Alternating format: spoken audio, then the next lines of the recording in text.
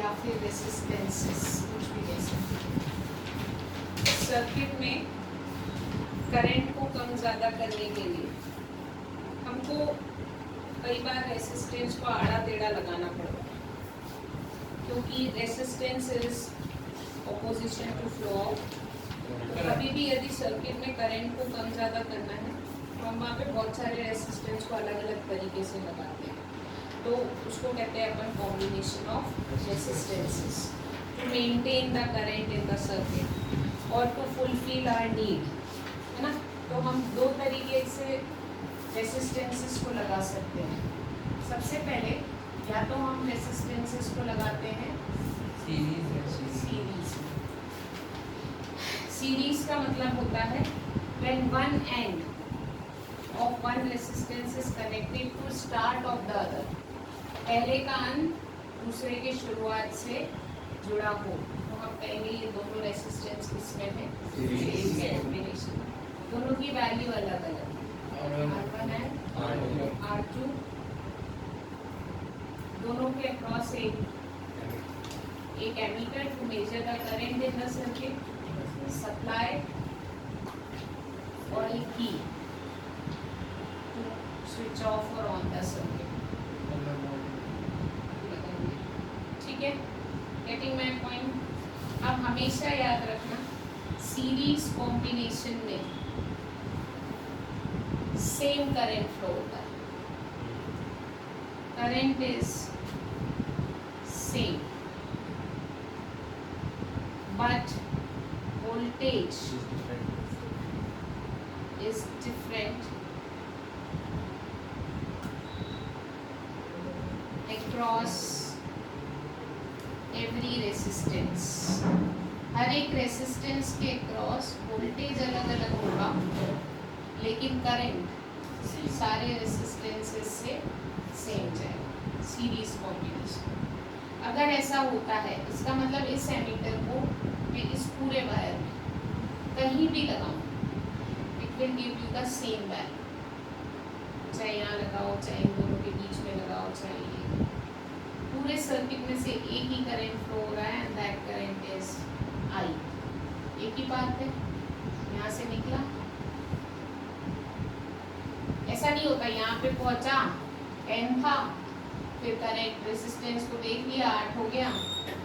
Resistance पूरे circuit का क्या है उसी से डिसाइड हो जाता है कि यहाँ से आने वाला करंट क्या होगा। बीच में आके करंट की वैल्यू नहीं बदलती कि यहाँ लगाया तो 10 था, यहाँ लगा दिया तो 8 हो गया करंट। यहाँ से करंट कितना निकलेगा ये पहले ही सर्किट के रेसिस्टेंस से डिसाइड हो जाता है। अगली बात समझ में, गेटिंग माय पॉइंट, ओके। तो अभी इस सर्किट का रेसिस्टेंस क्या है टोटल नहीं पता, क्योंकि मुझे ये नहीं पता कि सीरीज कॉम्बिनेशन में रेसिस्टेंस प्लस होते हैं माइनस होते हैं क्या होते हैं। पहले मैं रिलेशन निकालूं कि जब रेसिस्टेंस सीरीज में कनेक्ट होते हैं तो सर्किट का ओवरऑल रेसिस्टेंस क्या होगा। गजराज इधर बैठ, उधर से क्या दिखेगा तेरे, आ गई बात समझ में। तो बेसिकली अगर इतना पता चल गया तो इसका रेसिस्टेंस है V1, इसका रेसिस्टेंस है इसका रेसिस्टेंस है R2, इसका रेसिस्टेंस है। मैंने बोला इनके अक्रॉस पोटेंशियल अलग होता है। अगर तुम्हारा सप्लाई वोल्टेज V है 6 वोल्ट है तो यहाँ पे 6 आएगा, ये ज़रूरी नहीं। यहाँ पे भी 6 आएगा, ये भी ज़रूरी नहीं। यहाँ पे 2 हो सकता है, यहाँ पे 4 हो सकता है, यहाँ पे 3 हो सकता है, यहाँ पे 3 हो सकता है, यहाँ पे 4 हो सकता है, यहाँ पे मतलब होगा तो 6 ही डिवाइड, टोटल 6 ही रहेगा। लेकिन कैसे डिवाइड होगा वो अभी मुझे नहीं पता। वो डिपेंड करता है किसकी वैल्यू पे, रेसिस्टेंस की वैल्यू। आई बात समझ में। तो अगर तुम वोल्ट मीटर को यहाँ लगाते हो दोनों के अक्रॉस, इसका प्लस सप्लाई के प्लस से और इसका माइनस सप्लाई के इसका सप्लाई प्लस माइनस में अलग होगा।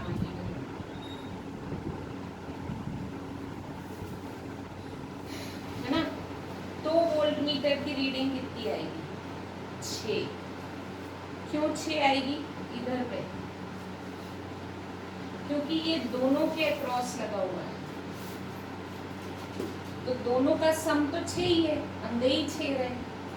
लेकिन अगर तुमने वोल्ट मीटर एक के अक्रॉस लगाया है,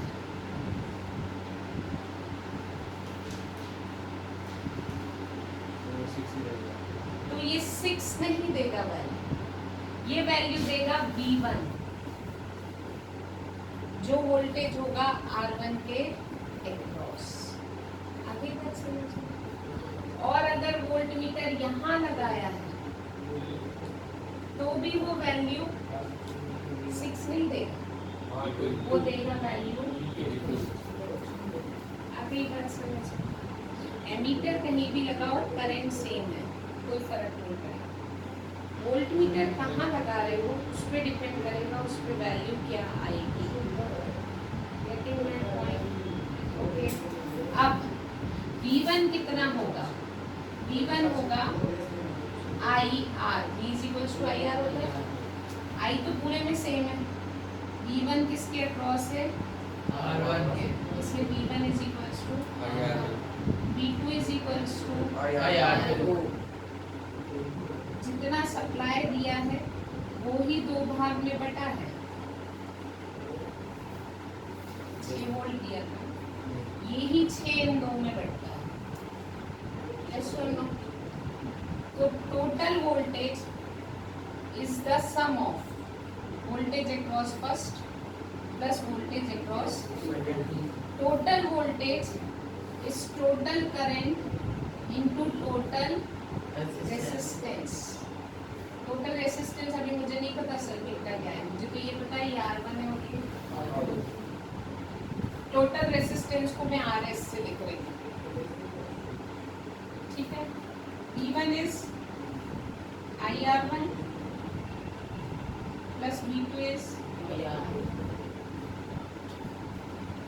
I कॉमन ले लो, R1 प्लस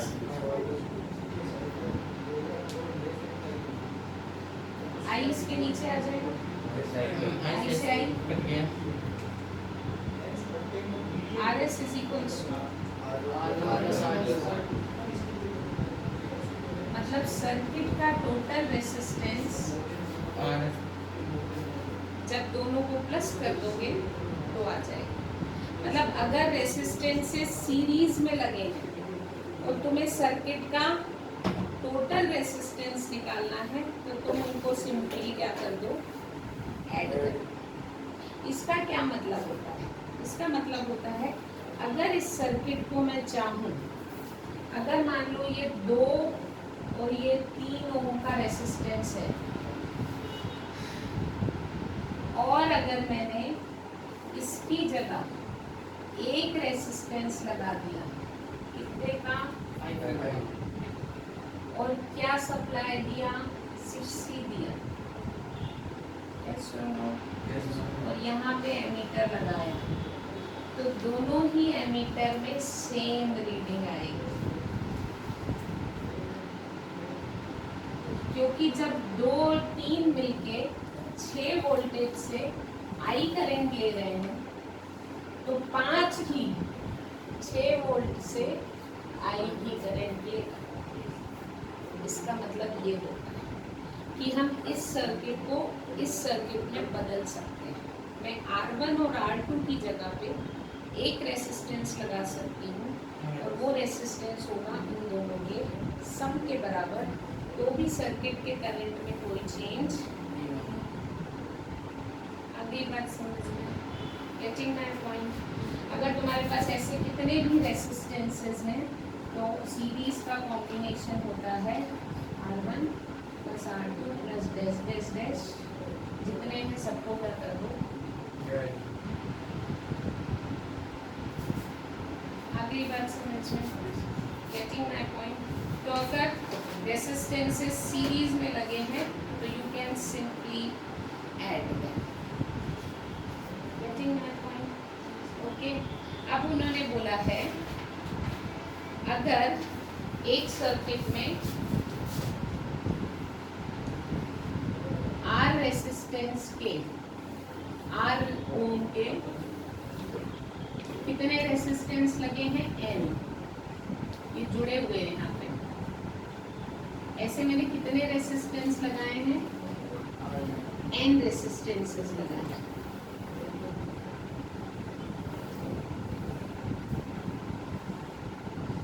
बहुत सारे। तो मुझे बताओ सर्किट का रेसिस्टेंस कितना होगा टोटल? R1 plus कितना होगा? R1 plus R2 plus RN up to infinity तक होगा। एन सबकी वैल्यू सेम है आर, तो क्या होगा RN आर एन।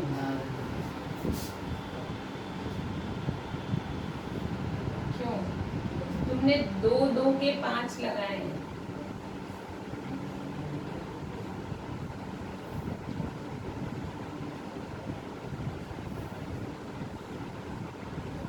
तो टोटल रेसिस्टेंस कितना होगा?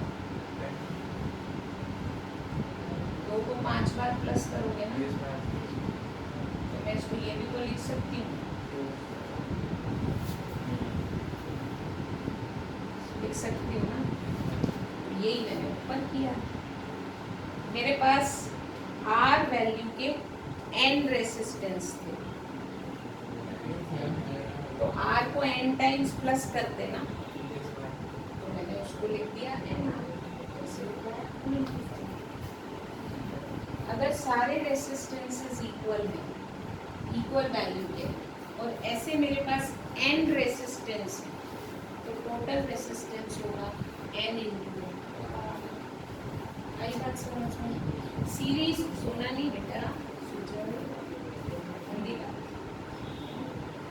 अगर मान लो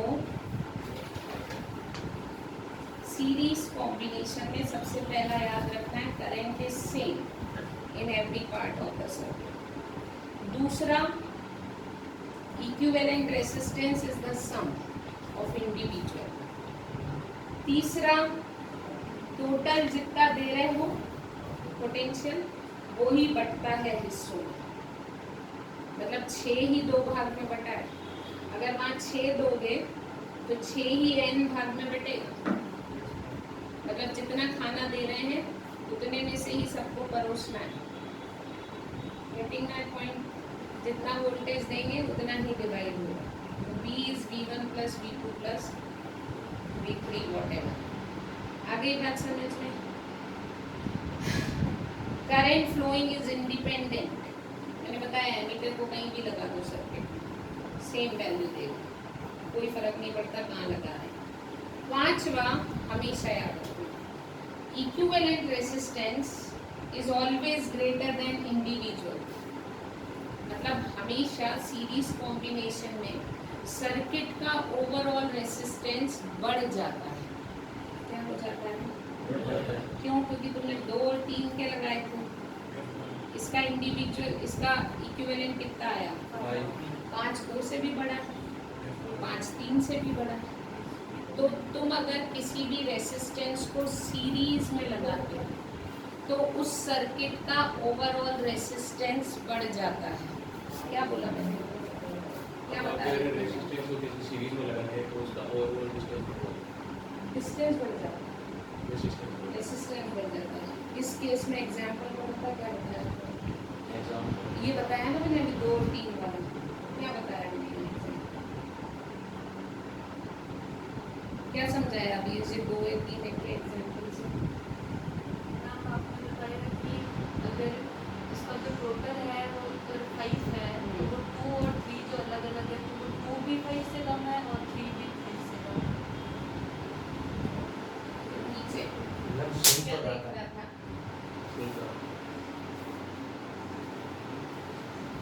आ गई बात समझ में? तो सीरीज कॉम्बिनेशन में हमेशा ओवरऑल रेसिस्टेंस सर्किट का बढ़ता है। अगर मैंने तुमको बोला कि फॉर एग्जांपल क्वेश्चन अभी करोगे तुम, क्वेश्चन आंसर मैरी कर घर जाके, तो तुमको अगर ऐसे दे रखे हैं, बोला तुमको 3 रेसिस्टेंस दे रखे हैं, 1, 4, 5 के, तुमको एक ऐसा सर्किट बनाना है जिसका रेसिस्टेंस 10 होना चाहिए। तो तुमको पता चलना चाहिए कि मुझे इसको कैसे लगाना है। क्यों? क्योंकि तुमको ये पता होना चाहिए कि अगर हम सीरीज़ में लगाएंगे तो जो रेसिस्टेंस आएगा वो तीनों से ज़्यादा आएगा। तो हो सकता है मैं इन तीनों को किस में लगा के देखूँ, सीरीज़ में लगा के देखूँ। तो ये बात हमारे पल्ले पड़नी चाहिए कि हम कहना क्या चाह रहे हैं कि अगर हमने 2 रेसिस्टेंसेस को सीरीज़ में लगाया है तो हमेशा उस कॉम्बिनेशन का जो टोटल रेसिस्टेंस होगा वो इंडिविजुअल से आगे बात समझ में ठीक है। So this is series circuit क्यों काम की चीज़ नहीं है। सीरीज सर्किट का क्यों हमको थोड़ा सा नुकसान देता है। पहला, अगर एक भी बीच में खराब हो गया तो दूसरा भी काम क्यों, क्योंकि सब में से सेम करंट जाए, सर्किट पूरा ही नहीं होगा। सर्किट पूरा नहीं होगा, करंट को पाथ ही नहीं मिला, खराब है। तो ऐसा नहीं, अब तुम बोलोगे मैडम अगर ये खराब हो गया, ये चल रहा है तो ये चलेगा नहीं। करंट जब भी फ्लो होता है जब सर्किट पूरा हो। करंट वोल्टेज से आएगा ही नहीं। करंट ऐसा नहीं होगा यहाँ तक आएगा फिर देखेगा रास्ता नहीं है तो ये तो चलेगा, माइनस वाला भी है, नेगेटिव टर्मिनल, उससे कोई फर्क नहीं है। मेरा कहने का मतलब है यदि सर्किट सीरीज में एक भी कुछ खराब हो गई चीजें तो कोई भी चीज काम, जैसे अपन सीरीज लाइटिंग लगाते हैं ना, बहुत सारे बल्ब है, एक के एक से एक, एक से एक, एक से एक जोड़ के सब प्लग में लगा दिया, चलाया, सारे चल गए। लेकिन अगर एक भी फ्यूज हो गया तो पूरी सीरीज खराब हो जाती है, फिर नहीं चलेगी। अभी आजकल जो दिवाली डेकोरेशन की आती है उसमें 2 वायर आते हैं, वो पैरेलल में लगे रहते हैं, इसके कुछ नहीं भी चलते हैं तो। लेकिन अगर तुमने एक ही वायर से एक बल्ब लगाया, फिर उससे दूसरा लगाया, फिर उससे तीसरा लगाया, सारे काम करेंगे तो सारे चलेंगे। लेकिन अगर एक भी फ्यूज हो गया। दूसरी चीज, series combination is single switch operated, मतलब एक ही स्विच बंद करोगे सब बंद हो जाएंगे। लेकिन घर में ऐसा नहीं होता, पंखा बंद करते हैं पंखा ही बंद होता है, लाइट बंद नहीं होती, क्योंकि हमारे घर में सारी चीजें पैरेलल में लगी होती हैं। हाँ, वो मेन स्विच होता है, वो स्विच घर को ऑपरेट करता है, वो एक अलग बात है। लेकिन रूम में जितने स्विच है वो इंडिविजुअली ऑपरेट करता है। आगे बात समझ में, गेटिंग माय पॉइंट।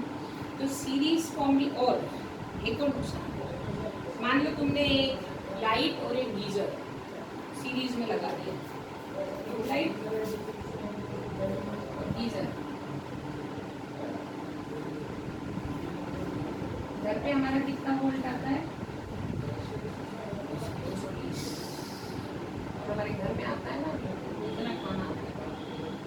अब मान लो इससे तुमने करंट लिया, करंट तो सेम आएगा सर्किट, वो डिसाइड होगा इन दोनों के रेसिस्टेंस से।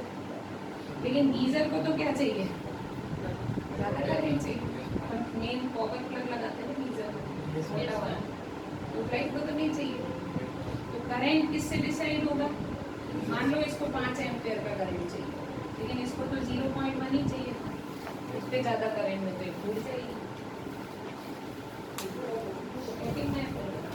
इसलिए भी सीरीज कॉम्बिनेशन ऑफ घर में यूज, तो ये कुछ डिसएडवांटेज है किसके, सीरीज। कई बात समझ में, आई थिंक माय पॉइंट। वो जो दीवार के अंदर 2 लाइट फिट होती है वो एक लाइट से सब होती है। हाँ, तो वो तो अपना अपन डिसाइड करते हैं ना कि अपने को कैसे लगाना है। अगर मान लो दोनों सेम करंट लेने, सेम चीज़ है, सेम रेसिस्टेंस है, तो फिर उनको सीरीज में लगा दो, 1 स्विच ऑपरेटेड, चलाओगे चालू जलेगी, शो लाइट एक स्विच से। तो वो तो डिपेंड करता है, अपन करंट से डिसाइड करते हैं। कभी भी 2 हाई पावर चीज़ या फिर 2 अलग अलग करंट पे ऑपरेट करने वाली चीज़ एक ही सर्किट में, हमारे घर पे भी 2 अलग अलग लाइन आती, मोटी लाइन पतली लाइन, मोटी लाइन ज़्यादा करंट के लिए होती है, उसमें ज़्यादा करंट होता है। पतली लाइन अलग करंट के लिए होती है, उससे ट्यूबलाइट जुड़ी होती है। गीज़र लगाना है, washing machine, microwave, high power AC, मोटा वायर चाहिए। तो हर रूम में एक पावर प्लग जाता है, उससे अपन हाईली ऑपरेटेड। तो इतना सिंपल ही, घर का कनेक्शन बहुत कॉम्प्लिकेटेड होता है। कितनी लाइन आ रही है, फिर हर करंट के ये एमसीबी अलग, यस मैम, उससे ज़्यादा करंट आया तो एमसीबी गिर जाती है, यस मैम, सर्किट बच जाए, एसी खराब नहीं हो। तो बेसिकली ये सारी चीज़ें उन सब चीज़ों को देख के डिसाइड होती है कि क्या जोड़ना है, इसको कितना करंट चाहिए, उससे डिसाइड होता है कि हम कैसे कनेक्शंस करते हैं। आई बात समझ में? Getting my point? Activity 1.4, activity 1.5 पढ़ के आना है ना? अब आते हैं पैरेलल कॉम्बिनेशन पे। एक्टिविटी 4 और 5 सीरीज कॉम्बिनेशन पे बेस्ड है, और उसके बाद के न्यूमेरिकल भी सीरीज कॉम्बिनेशन पे बेस्ड है। न्यूमेरिकल भी सॉल्व करना है। हाँ, करना ही है। मैं तो जो टॉपिक पढ़ा देती हूँ उस टॉपिक से रिलेटेड इन टेक्स्ट, एग्जाम्पल और एक्टिविटी पढ़ के आनी होती है। और जो नहीं समझ में आता है वो पूछना होगा, या तो पहले आपस में पूछो, और फिर जो किसी को ही नहीं आ रहा है वो मुझसे पूछो, ठीक है? और अगर जो आपस में आता है तो वो एक दूसरे को समझाओ। आगे बात समझ में? अब और अगर नहीं पूछोगे तो किसका नुकसान है? मैं तो 10 भी दे चुकी हूँ, मैं तो परसेंट भी की है 89% 10th क्लास में। लेकिन हमारे टाइम पे 89 बहुत, हमारे टाइम पे मेरिट लिस्ट आती थी 93, 94 और 92 पे क्लोज भी हो जाती थी। तुम्हारे इसमें 99 पे आती है,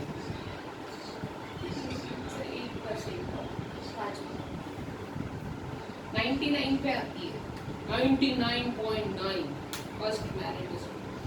हमने देखते नंबर ही नहीं देखे जीवन में, तो सोच ही नहीं सकते। नंबर हिंदी इंग्लिश में तो पूरे आते ही नहीं है, कभी नहीं आते। पता नहीं तुम लोगों को 100 में से 100 आते। बड़ी खतरनाक हिंदी होगी इस हिसाब से, तो तुमको हिंदी के लेखक को जाना चाहिए। एक्चुअल क्या नंबर मिल रहे हैं पर आ रहा कुछ नहीं है। हमारे टाइम पे नंबर नहीं मिलते थे पर कॉन्सेप्ट क्लियर है, दिमाग लगाना पड़ता था। तुम्हारे अभी पूरा लाइन कर लो, 50 तो बुक है, गोल्डन ये वो एडवाइजर चेंद एस्टन फलाना ढिमका, हमारे की बुक ही नहीं होती थी। जो सर ने बता दिया वो फाइनल, हमको किसी से कोई, तुम्हारे अलग है, ऑल इन वन पढ़ लो, सैंपल पेपर पढ़ लो, फलाना पढ़ लो, ढिमका पढ़ लो, आता कुछ नहीं। अब क्या होता है, एक होता है पैरेलल कॉम्बिनेशन, यस और नो?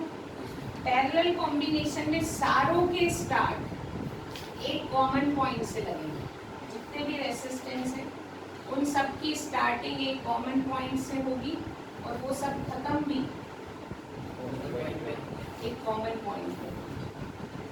अगर कोई रेसिस्टेंस इस तरीके से लगा है तो वो किसमें कहलाएगा?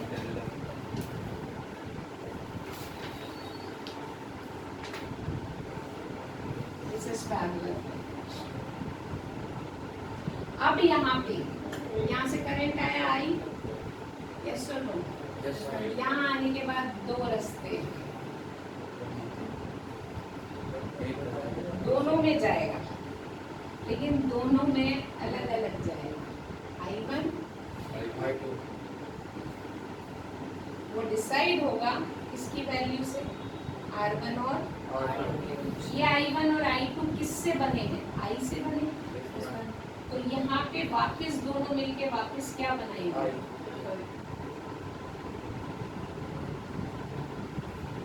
अगर तुमने एमीटर यहाँ कहीं लगाया है तो वो कौन सा करंट देगा? लेकिन अगर तुमने एमीटर यहाँ लगाया है तो कौन सा करंट देगा? और अगर तुमने एमीटर यहाँ लगाया है, आखिरी बात समझो। लेकिन पैरेलल कॉम्बिनेशन में voltage is same across every resistor, but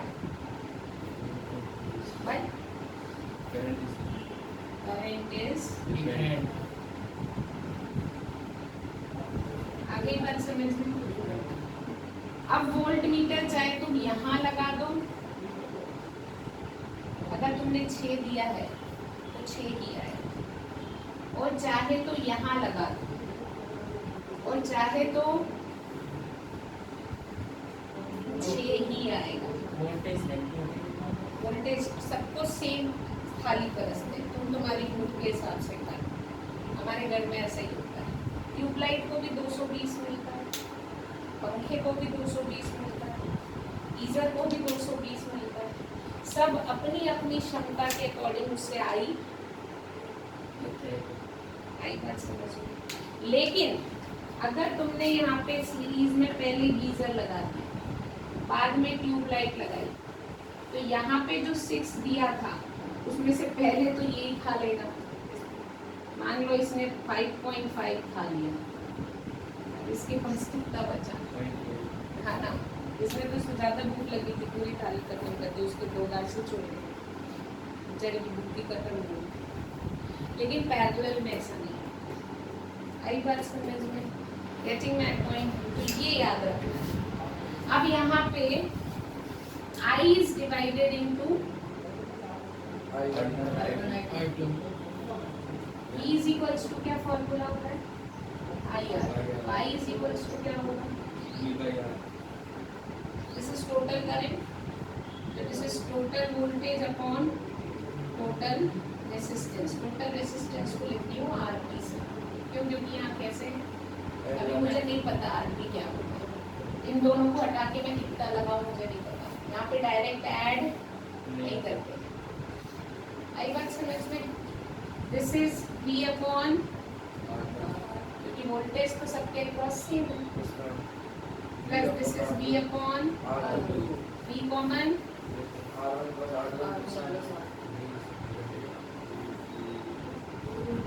V के नीचे आ जाएगा V से V, 1 अपॉन RP, यहाँ पे ऐसा। कई बार समझ, जब इस फॉर्मूले से सॉल्व करोगे और जो आरपी की वैल्यू आएगी, अगर इन दोनों की जगह पे तुमने एक रेसिस्टेंस लगाया, किसके बराबर था? आरपी के बराबर था, तो वो उतना ही आई करंट लेगा जितना इस सर्किट में। आई बात समझ में? लेकिन आरपी निकालोगे कैसे? आई बात समझ में? Getting my point? हमेशा याद रखना, पैरेलल कॉम्बिनेशन में ओवरऑल रेसिस्टेंस कम होता है। अगर तुमने यहाँ 4 और 5 के लगाए हैं, तो हमेशा सॉल्व करने के बाद आरपी की वैल्यू 4 से भी कम होगी और 5 से भी करके देगी इस फॉर्मूले से। तो पैरेलल कॉम्बिनेशन में ओवरऑल रेसिस्टेंस हमेशा कम होगा, पहली चीज। दूसरी चीज, यहाँ पे अगर एक डिवाइस खराब हो भी जाए तो भी दूसरा चलेगा, क्यों? क्योंकि करंट को एक रास्ता है। Getting my point? यहाँ पे मैं दोनों के अक्रॉस सेपरेट स्विच लगा सकती हूँ। मेरा मन किया इसको चला दिया, इसको नहीं चलाया, करंट ऐसा जाएगा। मेरा मन किया दोनों को चला दिया, दोनों पे बट गया। मेरा मन किया इसको नहीं चलाया, इसको चला दिया। तो यहाँ पे हर डिवाइस सेपरेटली ऑपरेटेड होती है, इसलिए पैरेलल कॉम्बिनेशन के एडवांटेजेस ज़्यादा होते हैं। आगे ही बात समझ में? Getting my point? This is all about series and parallel combination. तुम लोगों को हाँ एक फॉर्मूला और भी बताया, यदि मैंने बताया था ना, एंड रेसिस्टेंसेस पैरेलल में लगा दिए, ठीक है, सबका वैल्यू सेम है, ऐसे मैंने कितने लगाए हैं? n number. तो सर्किट का overall resistance R upon n के बराबर होगा, याद रखना।